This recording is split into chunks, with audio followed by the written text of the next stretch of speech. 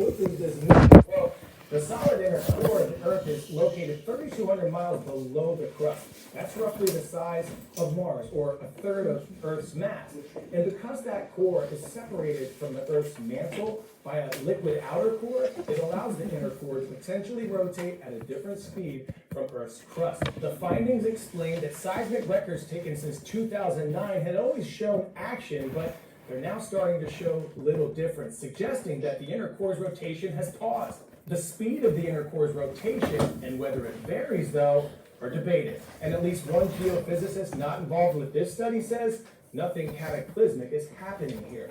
Scientists believe the spin of the inner core is driven by the magnetic field and balanced by the gravitational effects of the Earth's mantle. Knowing how the inner core rotates could shed light on how these layers interact and other processes deep in the Earth. Up next, we head to China, where many families are reuniting for the first time in years. This week was the first week of Lunar New Year. It's the year of the rabbit. The most important holiday in China, which is widely celebrated across Asia, has always prompted what has become known as the world's largest human migration. Millions and millions of people returning to their hometowns to be with loved ones. But for the last 3 years, China has been locked down due to the country's zero COVID policy. But the nation has recently loosened its restrictions, so people who work or study away from their hometowns feel free to travel again to see their family without the fear of getting locked down due to the virus. My friend Selena Wang, our CNN international correspondent, is in Beijing, giving us a glimpse of what it's like to finally be able to fully celebrate Lunar New Year again. This year's celebration is particularly special. The adults around this table all work in factories in the cities. This is the only time when many of them can see their children. The man next to me says, we gotta go wherever we can make money, and China's zero COVID policy over the last 3 years has made it all even harder. He says the policy prevented them from going home, but now that the country's open, they can all be together. We came to this place in China's southern Guizhou province to see how a part of rural China is celebrating the Lunar New Year without pandemic restrictions. About 1,000 people live in this village, and for hundreds of years they've lived in these traditional wooden houses, and you can hear the chickens crowing, and there are these ducks as well that they raise for food. In many ways, this place is like a time capsule. Its physical isolation has preserved their way of life for centuries. They're China's Dong ethnic minority. They have their own language, tradition, and culture, but they can't escape the economic realities of modernity.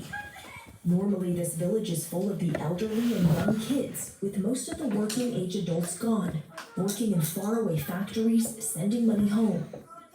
This couple works in a factory 500 miles away in Guangdong province, making circuit boards. He tells me he hasn't seen his kids for a year. Last time he left, his son couldn't even walk. He says it's emotional to see them grow so much. For the first time in 3 years, millions of Chinese migrant families are finally able to reunite without the fear of COVID lockdowns. Almost everyone I speak to on camera says no one around them has gotten COVID. Well, this elderly woman who makes traditional crafts, she says she has not been wearing a mask and points to her shoulder, saying she's had the vaccine shots. But we run into another group of young people who say otherwise. The man in the brown jacket with his back turned is a doctor at a hospital in a nearby city. He says almost all of the villagers have been infected. I ask him if they just don't realize they have COVID. In response, he says they've never been tested, but clearly they had COVID symptoms. So we've got the 3 government minders following us. It's common for local officials to keep a close eye on foreign journalists in their jurisdictions, but they were especially persistent in this village, following our every move. So we drive out of the village to visit a public hospital in a neighboring county about 2 hours away, hoping these government minders won't follow us so people will feel more comfortable speaking freely. We walk inside the fever clinic. It's almost entirely empty. In the main hospital area, there are more people, but it's not packed. Soon after, we realize we're being followed, apparently by a whole different crew. There's at least 2-3 government minders. They're still following us all the way here. It's very obvious. They follow us to hospital after hospital, preventing anyone from speaking to us. I try confronting them. I ask them why they're following us everywhere, and he ignores me. He's walking away. 你好，可以问你这个问题吗？ So I try this official. She refuses to even acknowledge my 我 question. 问你这个问题，就是你的位置。 And what happens next during my interview with this girl shocks us.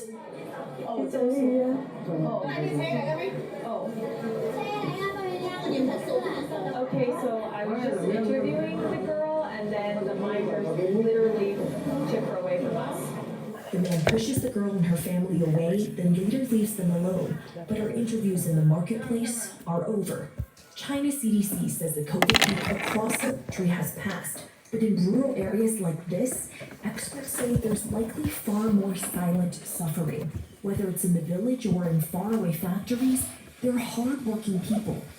They'll do whatever it takes to give their kids a better life, even if it means long bouts of separation from them, making reunions like these all the more meaningful.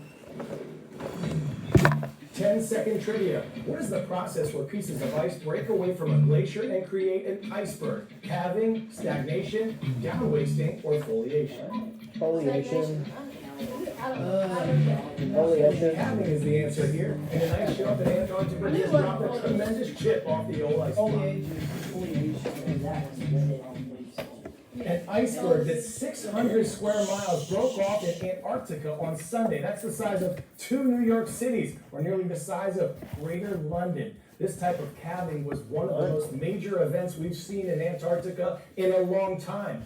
It broke free from one of the most closely observed ice shelves. An ice shelf is a large floating sheet of ice permanently attached to a landmass. Scientists had previously discovered cracks in this particular one, but 2 major breaks occurred in the last 2 years.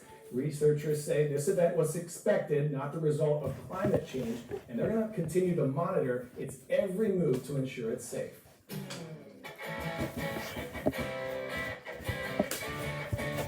Today's story, getting a 10 out of 10, deserves a round of applause. Meet Spike, a Chihuahua mix hailing from Ohio, recently named the world's oldest living dog by Guinness World Records. Spike is 23 years old. According to the American Kennel Club, a small dog that age would equate to 112 in human years.